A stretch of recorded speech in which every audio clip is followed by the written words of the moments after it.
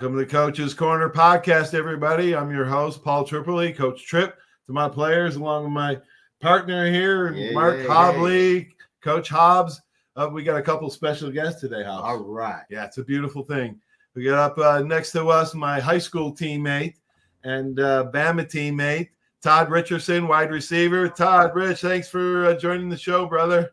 Thanks for having me, Tripp. Thanks for having me. Oh, man. And then below, not my teammate, but yes, Todd Richardson's teammate, great two-time All-American Bobby Humphrey. Bobby, thanks for joining the show, buddy. Hey, man, happy to be on, man. Delighted to be here.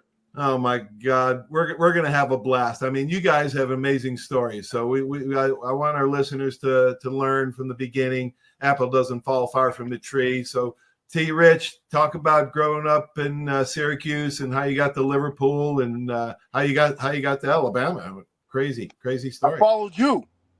You know that. I followed you. You used to come over and beat our high school, my old high school up, and I couldn't take it no more. Hey, we had a lot of D1s. George O'Leary loaded us up with D1s. I couldn't take it no more. There's too much speed out there. So what did I miss here? Y'all two played against each other in high school? Well, go ahead and explain it, Tripp. Well, you go ahead because you started out. He started out at another high school, and then we beat him up, and we had really good teams. And O'Leary turned us around, and he wanted to go to a winner, and that's why he probably went to Alabama. We're going to hear the story, but yeah, we were high school teammates for shortly. Like he was a sophomore, I was a senior, and wow, yeah, I know. And he also got my number 23, but we're going to let him tell that story. Right, TV. Wow. Yeah. Hey, oh, man. But serious business, back in the day, football was big in our area. And especially when your group came through, they only kept a few in Syracuse. And a lot of the skilled guys, they just didn't recruit. I don't know. Like you were saying, they didn't really recruit you. Syracuse didn't recruit me at all. But I think the thing was I didn't really want to go to Syracuse. And a lot of people, this is what gets on my nerves when people say living the dream. No, I lived the dream because I played at Alabama. Right. I lived the dream. And I just got tired of y'all beating up on us in high school. So when that school canceled sports for that year, I seized that moment. I was like, I can transfer. And they're, up there, the districts, they're big on the districts up there. So you got to be in the right zone. And I just lived a mile outside of the zone. And that was a big thing too. Also, that school didn't help the student athlete far as where you wanted to go in the future, whether it was playing football or not playing football. Right. You were a body to them. And I didn't appreciate that. And I came from a military family. They weren't having it. Bobby met my mother before, and she was the type of woman that was not having it. We want the best for our son, and you're gonna give it to him. So we went to Liverpool. That's where you learned because we had Larry set such a high standard there. Oh, and, yeah. Henry Florinori was on the varsity as a freshman. Your classmate, Henry Florinori. Yeah. And like I said, he gave you a lot of props. He gave all you guys props because he recognized where our legacy came from was from you guys. And it's just like when I met Bobby, and Bobby probably don't even remember when we met and how we met. But I remember, and it's some things you'll never forget when you go to a school like Alabama, especially from the north. First of all, we talk different. Right. We did anything different. We walked different. But I remember played a game somewhere. I forgot where it was. And players went home for the weekend or for the day or something. And I was sitting outside of Bear Bryant Hall, just sitting there. And I remember Bobby and some of the guys from Birmingham, they left. And he had a blue car. I forgot what it was. I got a good memory now. He U-turned. I don't know if he U-turned or forgot something. I was sitting on that wall still. And he said, "Hey, what you doing this weekend?" I said, "Nothing." I said, I can't go home or nothing like that. He said, "Don't worry about it. You coming with us. And I knew right then and there that he was more than a football player. And I ran into that with a lot of players down there. Yeah. And what solidified that was when my mom met his mom, my pops came down and we had a game in Birmingham. Them two talked for hours.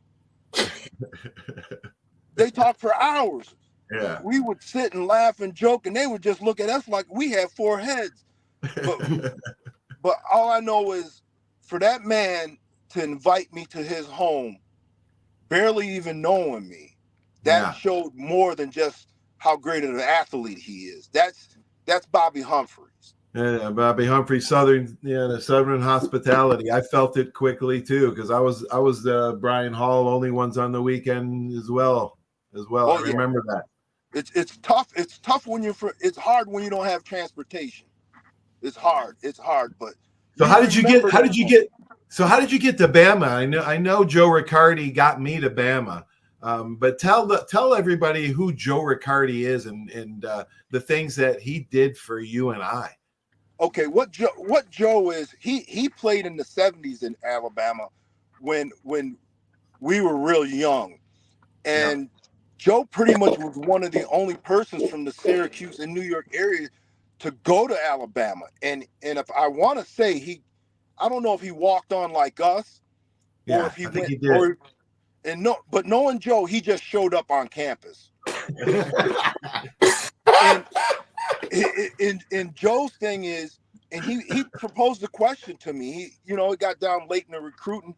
I really didn't know where I wanted to go. I know where I wanted to be, but Alabama wasn't recruiting me. So we played an all-star game, and Ken Donahue was in town.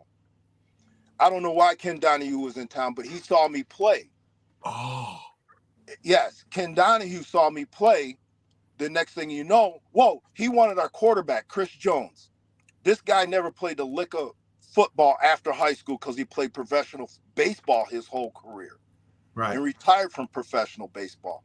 Right. But when he saw me at the All-Star game, they were like, who's that little guy? I was in high school. I was 5'7", 140 pounds. Wow. And you're nice. Yeah. Top size. So Ken Donahue said he talked to Coach Perkins. Coach Perkins called me in class and asked me, what my future looked like and what I wanted to do. And I told him where I wanted to be. And from there, I did walk on and it's like I literally followed your footsteps, Paul. The work ethic, the weight room. We were doing weights in high school. The only thing I didn't have you around for was film. I had no earthly idea how to look at film. None whatsoever. Right. And I learned a lot about the sport and why you do things. But I also learned a lot about how people were at Alabama. Todd, you and I had kind of like the same path of walking on from upstate New York to Alabama, but Bobby was heavily recruited from Birmingham. High school. Yeah. And Bobby, talk about the recruiting process for you and how you got to Bama. Were other schools? Were you thinking about other schools, or did you grow up a Bama fan? Talk about your mom and dad and your brothers and sisters. Yeah, I really kind of grew up. I don't know if I was a Bama fan, but I was definitely a Bama supporter of them when they used to come to town. Alabama used to play all their games, all their big games at Legion Field, in Birmingham at Legion Field. Well, I grew up in the housing projects that's right across the street from Legion Field in Illiton Village. And whenever Alabama came to town, it allowed us opportunity to park cars and make some money. Right. And that was big, around the stadium, you had houses, you had the projects and I parked cars, and then later on I sold Cokes, worked at the stadium, and had a chance to watch some of the Alabama games, while I was there, working in the concession stands or working as a Coke boy. You remember the old days where they used to tote around the Coke racks. Yeah. You didn't go to the concession stands. You came around with a rack and you sold pretty much Cokes out of the rack and those iron racks.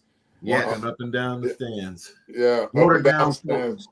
Yep, and I was in the upper deck. And man, to be honest with you, I realized that I realized after a couple of maybe after a year or so working in the upper deck and working in the stands, I realized that ice sold quicker than the Coke. So I would go and pour the Coke out until I had a cup of ice. And I sold the ice and money for the ice. Well, at that time I didn't understand what was so important about the ice. Yes. Later on in life, you get that ice is a lot more important. That ice is a lot more important than that Coca-Cola. They just need a little Coca-Cola. I just need a They little. got a bottle of whiskey of that right. I just need a little Coca-Cola. You're right. Yeah. So, but I ended up being recruited out of Glenn High School, which was not a very powerhouse football school. We actually didn't win very many games. But I had a couple of good games early on in my career that some fans noticed in the stands. We played Walker County. I went for about 250 some yards against them, ran 2 back-to-back screenplays. One, we ran a screenplay, and I went about, maybe about 60 yards, and there was a holding call. And the coach was so furious. One of them holding calls where the play is in front of the foul. The guy commits the foul behind you, and you in front. The ball is in front, and the coach was so mad he threw his hat to the ground and said, "Run it again, run it again." This is in the game against Walker County. So we ran the screenplay again, but just ran it to the other side. And I went down the other sideline for 80 yards. And in that particular ball game, because I was about like Todd, I was only about 170 pounds, 6'1", tall, skinny, playing running back, slim running back. Todd, when I was there, I was the tallest running back in the, on the team. Yeah. Yep. They just, running backs just, other than Eric Dickerson and guys like that, running backs weren't tall back in the days. No, low center of gravity. That's right, low center of gravity. So I ended up being recruited. Someone called Tuscaloosa, and Liz said I had a coach show up down there and asking about me and everything. And then from that point, I started being recruited. I was recruited by Alabama, Auburn, which at that time, Todd, those were the 2 powerhouses. They pretty much got whatever they wanted in the state. And pretty much kids didn't really leave the state. If you kind of got that type of minimum, you either went to Alabama or Auburn. Those were the 2 schools. Nobody else going to out-recruit you.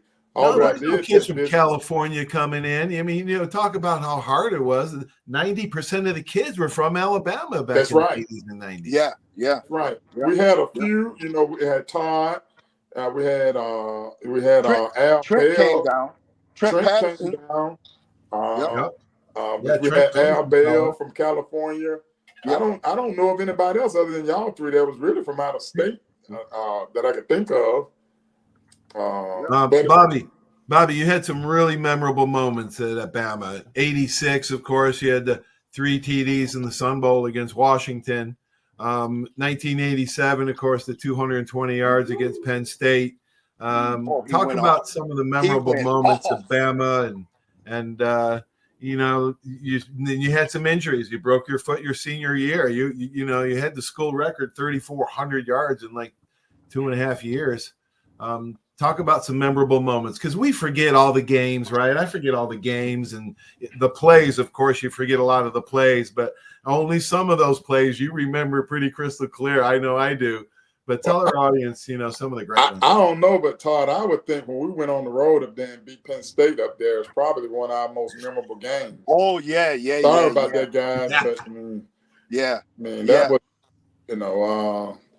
that was a pretty exciting game. Was that the national title? They won the national title that year? Yeah, they ended up winning the national title that year. They ended up beating Miami.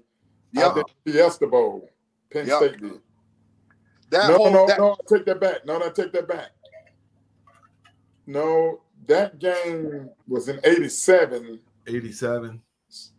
Yeah, it was real wet. It rained the whole game. Storm. That's right. Yeah, it was a big storm. Yeah.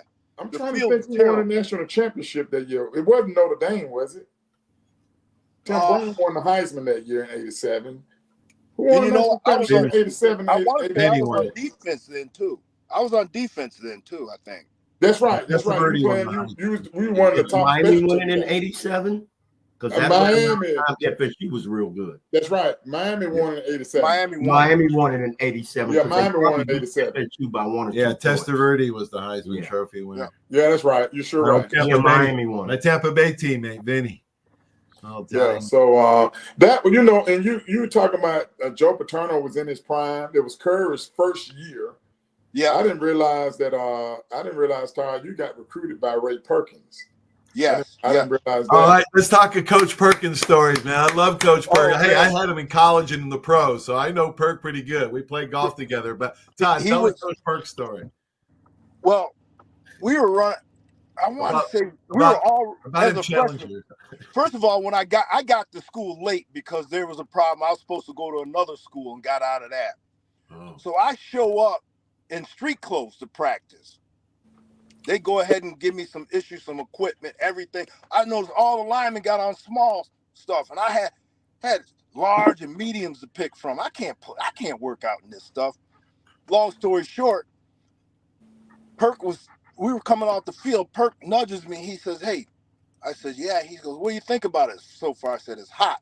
He says, "You'll get used to it." Sooner or later, I passed out or something like that. Coach Donahue.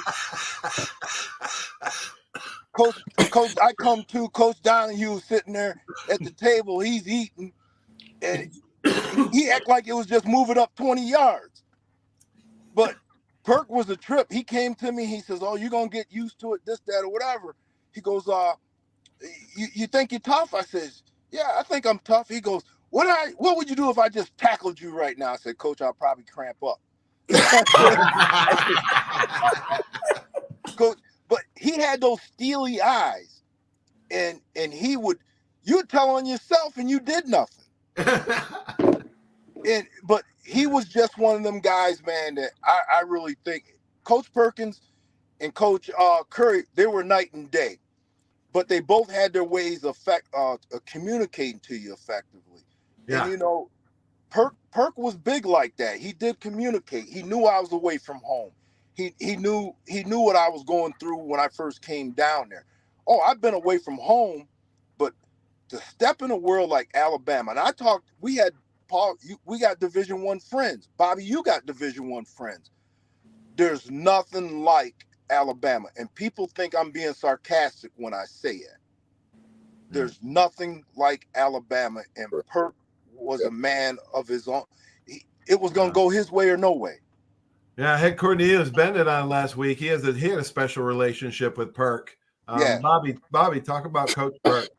I remember we was at practice one day, and it was the ones against the ones, and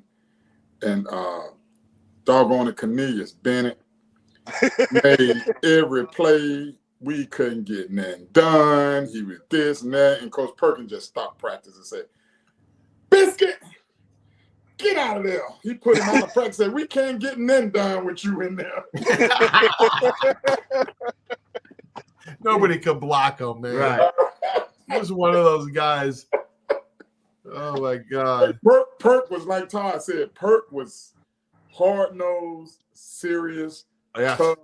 Yes.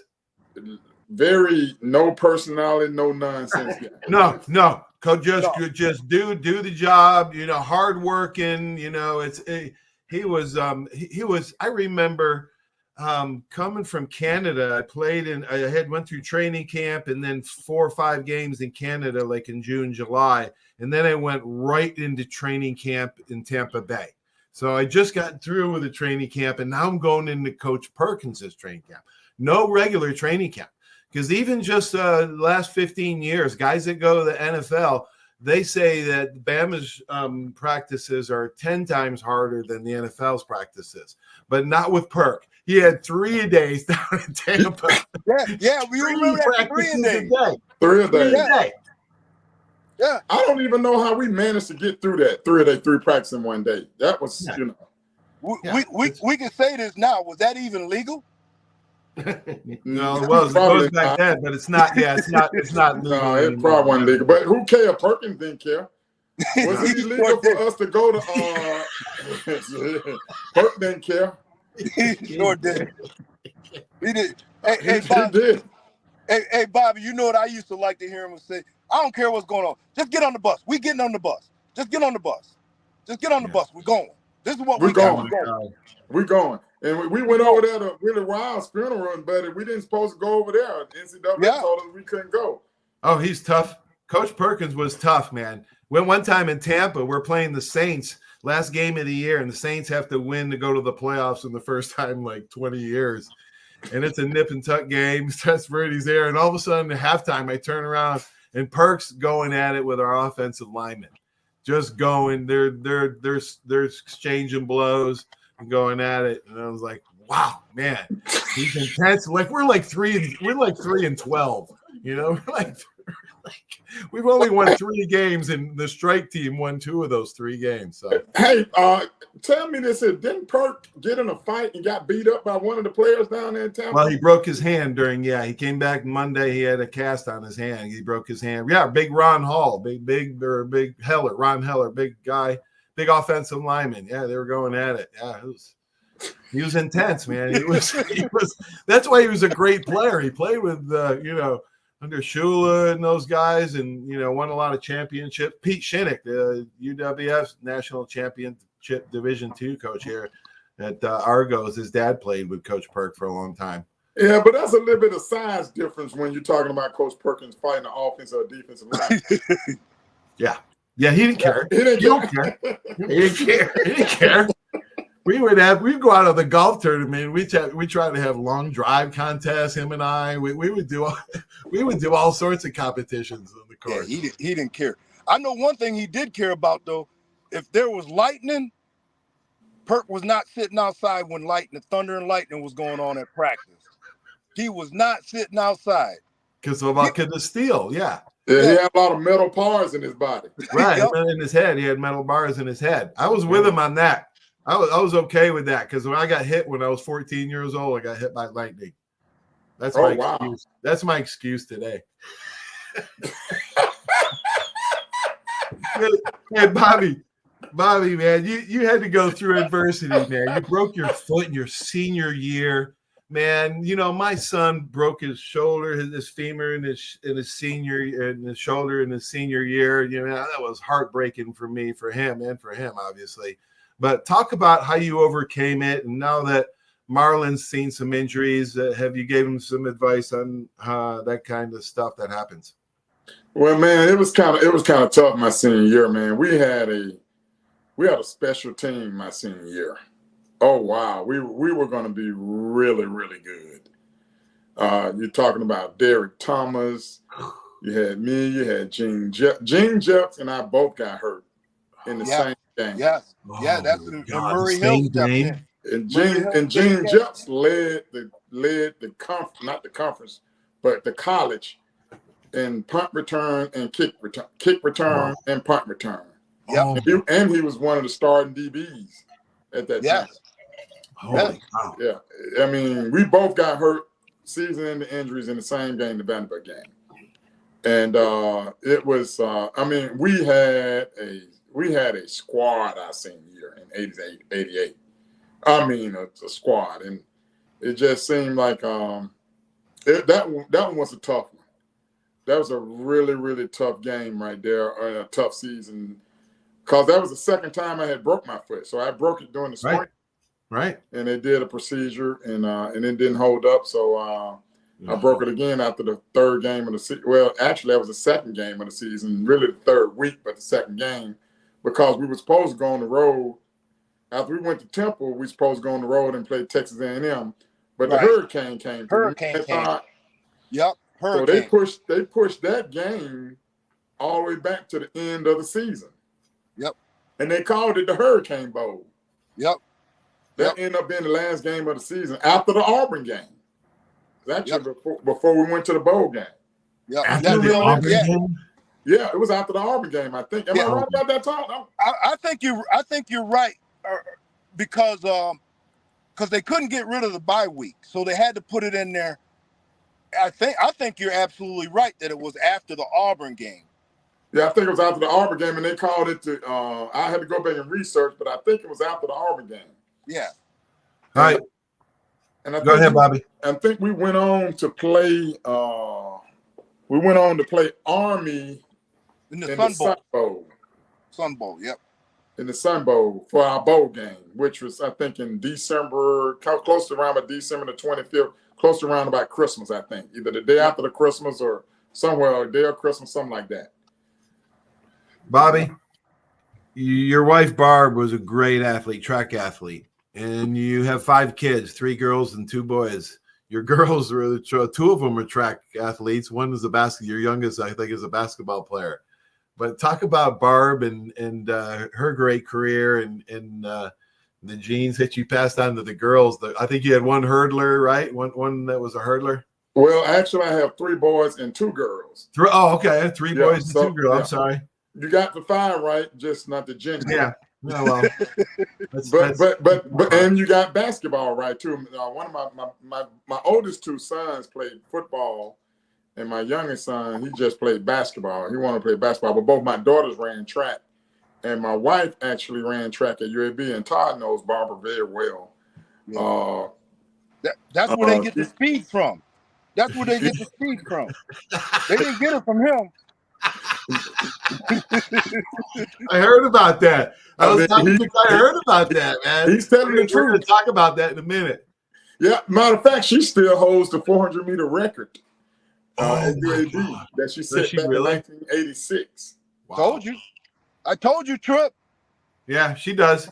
Yeah, I told Chris Good, I said, I called him up the other night, man, because I know that he played with you at the Colts when you got traded to the Colts when Chris was there, and he said, "Man, Bobby was just like, he was skinny." I said, "No, he wasn't. He was like 230, 220, wasn't he?" Oh yes, no, he was 205, 210. I was like, "Wait a minute, he looked like Gale Sayers out there." He was so strong. Bobby, though, you were really strong though. Yeah, I was strong. Lower body wise, I had ran with a lot of power, but yeah, truth be told, I only weighed about 205, 200 when I was in the league. I played about 200 in the league, and at Alabama, I came in at 175, put on some weight. My senior year, I was about at 190, 195, and then I put on some. I would set some mature weight when I got to the NFL, but no, you're right. Chris is right. I was a little thin fella. And Todd was thinner than I was. I think Todd may have maxed out about 180, maybe 175. I don't know how much he weighed when he was in college. Todd was slash. He could have played, like H-back, running back, wide receiver, DB. I think he did play wide receiver and DB. Todd, talk about switching positions. At first, I never played on the defensive side of the ball. When oh wow, I didn't know that. In high school, we didn't have 2-way players. We had an offense, a defense, and a special teams, and they combined it. And Tripp knows we had about 65 players in high school on our team. So you went ones against ones every day, but I never played defensive back. So I would get yelled at a lot about turning my hips to run to get the deep ball, and Mike Shula helped me in my progression on being a DB, because the way his arm delivery was, I could time it. I could time it and either, break up a pass or stuff like that. But it was very awkward backpedaling.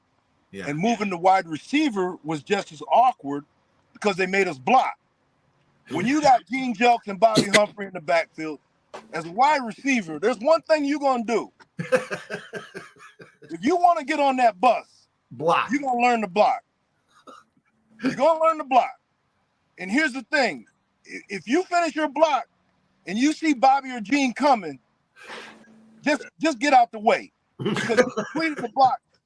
And there's plenty of times that Bobby came through the hole and I'd be seeing him face to face and I'd be like, I must have did my job right. Because I tell you what, he was shifty in the hole too now. Bobby was shifty. Don't let it fool you. He had some power, but he was shifty. No, Bobby made the Pro Bowl in 1990, man, and then Marlon comes along, and he, if I'm not correct, he's the youngest son, right? No, Marlon is the middle child. The middle child. Okay, I'm guessing, but hey, yeah, we're gonna have to go have a cup of coffee after. All right, brother. We sat together at the Hall of Fame. You know, at the Hall of Fame. Yeah, there was so much going on then, though. Al Miller, yeah, I know, man. We say talk to Walter Lewis and give him a call and say, hey, man, you got to get on Trip's podcast. Give him a little boost, man. Okay, here the way they go, Trip. So they you got my Drake and my son is the oldest, and they all 2 years apart. So Drickus is 32, my daughter is 30, Marlon is 28, Brittany, my daughter, is 26, and Marion, the youngest that plays basketball, is 24. So they all 2 years apart. Okay. This is my question. It's boy, girl, boy, and Marlon is in the middle. All right, I got a theory. All right, I just want to ask you. The youngest one's usually always the toughest and scrappiest, right? And am I wrong, or is that the hold in your family? Is that what now? Does that hold in your family? That theory? Hold up, the youngest ones, the scrappy ones, and a little bit. A little bit. The youngest one was always trying to compete and outdo the oldest one, so that's what made him so special. He's actually the most talented one of my children, the youngest one. Yeah. So that's because he's always trying to outdo them, and you start at an early age. You kind of watch the oldest, you kind of watch the middle child, and you try to outdo them. And he was able to do a lot of that, but he just didn't play. He just didn't play football. He played football in middle school, but after middle school, he wanted to concentrate all on basketball. And he ended up signing a 4-year basketball scholarship at the University of San Diego. And then he left there and went to junior college in Salt Lake City Community College, and then left there and went to University of Texas Arlington to play basketball. And so he's had a basketball career. He's done more traveling than any of our other kids have done. And we've done more traveling with him. I hadn't spent a whole lot of time in San Diego, but when I did to support him there, and then I never gone to Salt Lake City, and we had some good times out there. And then the easiest one was when he went to Dallas and or Arlington, and we had a really good time there, and just a one-way straight direct flight to Dallas rather than flying in a 2 hour time change. Yeah. And but we had a good time following him and following basketball. At least he put us in a controlled climate, which we was pretty excited about that. Hey, you talk about traveling. Todd travels more than anybody in his rig.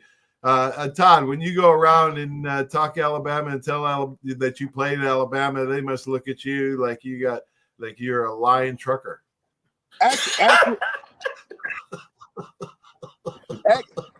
Actually, I really don't. I really don't, because I really don't brag about playing at Alabama. It was something about I don't know. Teammates. Come on, man! You got to play the Bama card, Tom. Yeah, you got to play the Bama card, man. Well, okay, you got a great story. You shouldn't be ashamed of it. My first truck was all decked out in Alabama. Tripp's got a picture of it. I don't know if I ever sent you a picture, Bobby, but it had the A on it and everything. So I was out in Nebraska, and I do the flatbed tarp load. So I had to tarp this load, and I never tarped a load before. So I was faking it till I make it. But I got to a certain point that I didn't know what I was doing. So I'm standing over there, and this guy looks at me. He goes, "Hey, Bama." I said, "Yeah, what's happening?" He said, "Roll Tide, that load ain't gonna tarp itself. You better get in the fourth quarter." Wow. But it was freezing cold, and Nebraska's windy. So my tarp's blowing all over the lot. I don't know what I'm doing, but he looked at me and he said, "Hey, Alabama, that load ain't gonna tarp itself. You better get to work."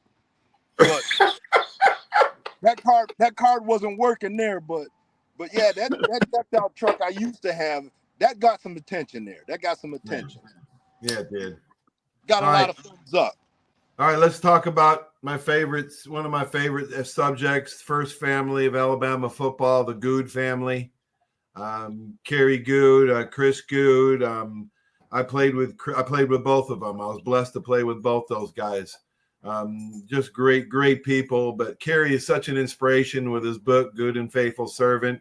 And Chris Good's a great dude and a great story. Only started one game in Alabama and then 7 years for the Colts. But talk about both of you guys. Talk about the Good family. I didn't get the privilege to know Clyde Jr., Pierre, but what a family. Todd, why don't you start talking about the Good family?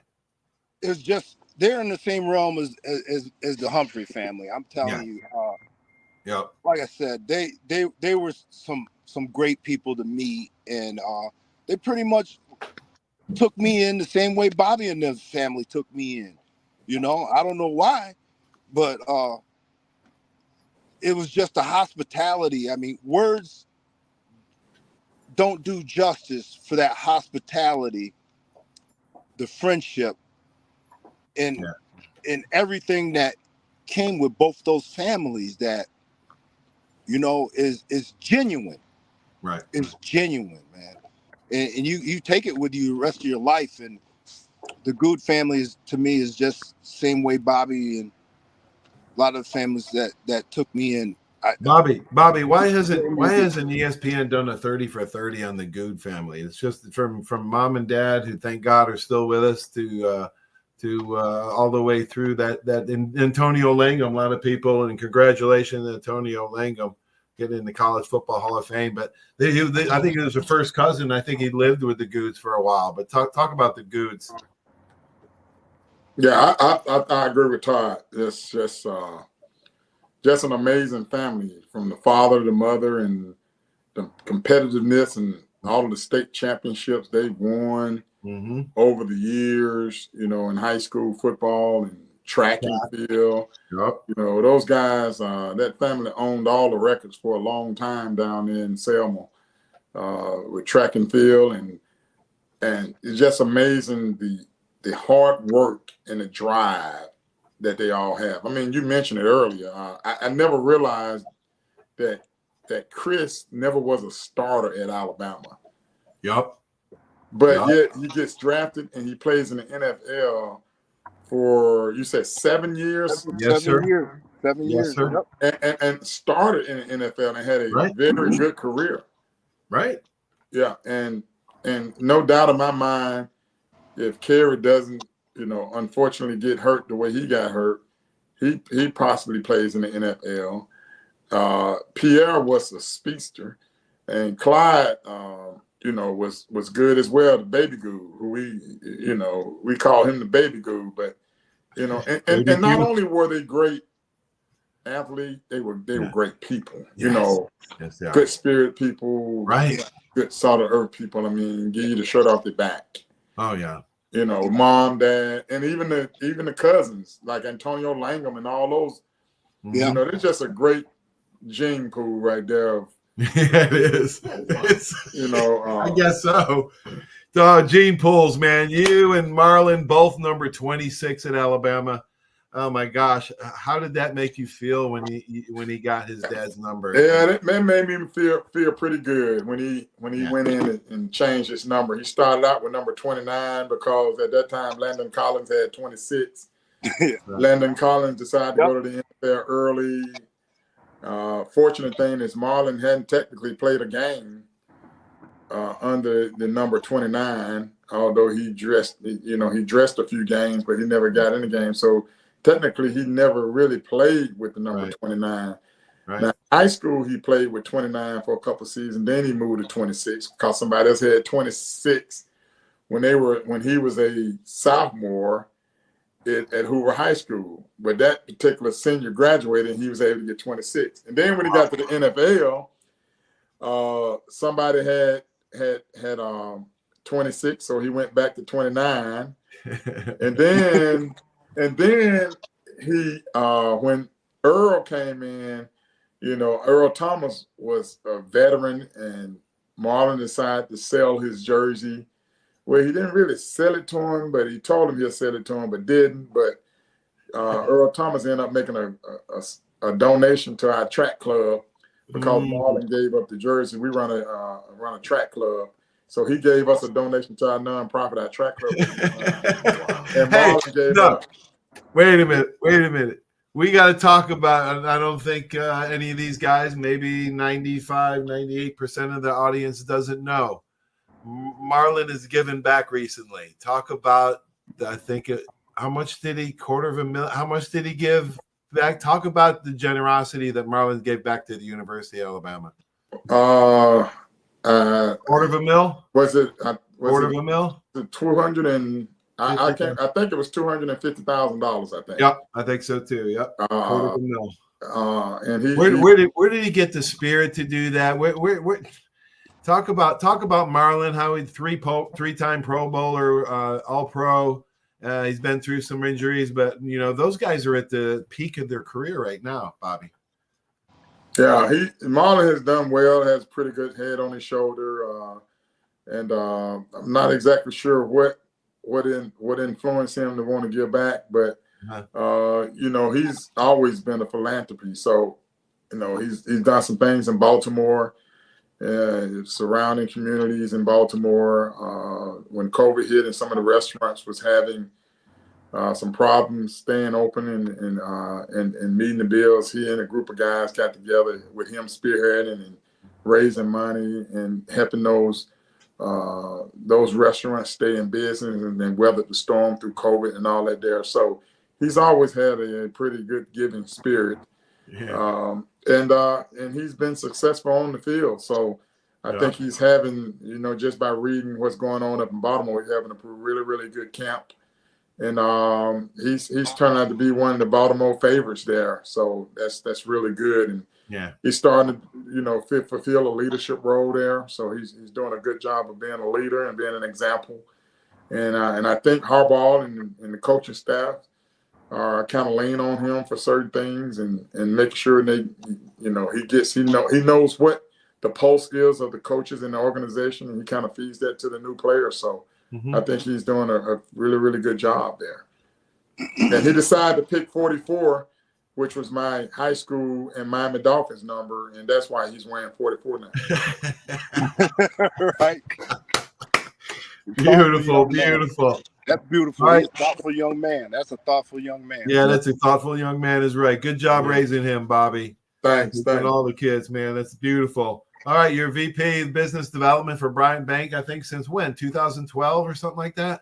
Yes, sir. I've been at Bryant Bank now for about 12 years. Kind of have enjoyed being there. I'm VP of Business Development, so it look like this is where I probably close my career out. Don't plan on going back and coaching. Don't plan on running the rock anymore. And so I think I'm gonna finish it off with here at Bryant Bank, Mr. Bryant, who is the owner of the bank, Coach Bryant's son. Right. And so for those of you who don't know, that's who I work for. Who is has the spirit and the pulse of his father and the excellence of his father. I see the picture in the backdrop back there. Oh yeah. Yeah, and believe he's never far from my thoughts, man. I tell you, he's such an influence on me. Him and my dad. All right, so what are you working on the farm, Bobby? You doing anything project going on at the farm? Well, I'm always doing something at the farm. So that's what I asked you. There's always something to do. I try not to even get in my truck and head down that way. I just have to make sure instead of turning right, I have to kind of pull to the left really, really strong and don't get on 65 south. I want to go 65 northbound. But the Marlin has a farm, and T. Rich, I don't know if you know this, but I've been spending a lot of time down there. Most of my weekends spent down there either doing something. So now we're trying to get everything ready for hunting season. And Todd, I believe you hunt, don't you? Yeah, I climbed that tree stand. Come on down. Come on, T. Rich. Come on down and see us down here in the South, brother. See, you guys got them little deer, though. You guys, we call up here, we call them Great Danes. You got Great Danes with horns on them. I know. I hear it from my brothers and my friends too, man. I hear all that. Oh yeah. Oh my God. All right. Any grandchildren yet, Bobby? I have one, 8 months old. I have a grandson, Samson Ace Humphrey, my oldest son. Yes. Married and had a child last November, day after Thanksgiving. And he updates with the pictures just about 3 times a week. So yeah, you pure see joy. how, Grandchildren. Hey, Trip and Mark, did you see how he lit up when you asked about his grandbaby? You see that? Look at, he's smiling. I know, man. Hey, Todd. Hey, T. Rich, you don't have yet, but hey, they're pure joy, man. Grandchildren are pure joy. Oh, I got a whole basketball team of them. You got 5? Man, you can add 3 to that. Wow. You got 8 you grandchildren? got 8 grand? Yeah, they prolific. You do have a team, man. You almost have an offense or a defense. Yep. Awesome. Jeez. Yep. Right. Hey, guys, wonderful. we could go on forever, man, because it's such a joy. Thanks, Hobbs, for joining you guys. Pleasure. Yeah, thanks, guys, for being on. We'll have to do it again soon, okay? Roll Tide. Roll Tide, guys. It's almost football season, baby. I know, man. Hey, we'll go to some games, Bobby. We'll keep in touch. We'll see you at the games. All right, take care. See you later, T. Rich. Hey, Rich everybody out. stay blessed and well. Stay blessed and well. See you later. All right. Come on. All right. Stay tuned for these messages from all these great sponsors. Without them, this would not happen. What a great interview that was. T. Rich and Bobby. Thanks for joining the show. Stay tuned for these messages here on Coach's Corner. We try to inspire and educate the mind to think, the heart to feel, and the body to act. Have a great sports weekend, everybody. Talk to you soon. There's a reason why Hill Kelly in Pensacola is the #1 selling Chrysler Dodge Jeep Ram dealer between Jacksonville and New Orleans. While other dealers have taken advantage of a competitive market with higher prices, Hill Kelly has discounted prices to the lowest of the year. And Hill Kelly in Pensacola won't surprise you with excessive charges beyond the selling price. Come see why people from Milton, Pace, Foley, Bay Minette, Daphne, Gulf Shores, Mobile, and beyond are driving to Hill Kelly in Pensacola to buy their next new Chrysler, Dodge, Jeep, or Ram. At Hill Kelly, the bottom line price and your satisfaction are what really matter. So before you sign, check the bottom line and make the trip to Hill Kelly in Pensacola to see what true local ownership can do for you. At Hill Kelly Chrysler, Dodge, Jeep, Ram, Highway 29 in Car City, Pensacola. Or shop online 24/7 at hillkellydodge.com. When it comes to bottom line pricing, nobody beats a Hill Kelly deal. Nobody. Drive a little to save a lot on 170 Buicks and GMCs at Step 1 Buick GMC. Get savings up to $4,000 on new Buick Encores, $9,450 on new Buick Envisions, $7,000 on new GMC Yukon XLs, or up to $15,345 off on new Sierras. Only at Step 1 Buick GMC, Pensacola. Plus tax, tag, title, license, dealer processing fee expires 7/31/24 on select new 24 in-stock models. Discount off MSRP includes all incentives. That's you trying to fix the plumbing yourself to save a few bucks. Doing things yourself doesn't always end well. The same goes for insurance. That's why Auto Owners works with local independent agents who tailor coverage to meet your needs and offer discounts for life, home, car, and business insurance. Because sometimes you need a professional to get the job done right. That's simple human sense. Are you riding around in a filthy vehicle? Dirty car no more. Visit Ronnie's Car Wash today to get it shining in no time. They have 3 convenient locations with another coming soon. The unlimited monthly wash packages start as low as $14.95 per month with free vacuums, multi-purpose spray, and towels. Visit them in Gulf Breeze, Navarre, Fort Walton, and soon Crestview. Don't wait, wash today. Be sure to see Ronnie's Car Wash on Facebook to see the latest specials and discounts. You'll be riding and shining in no time.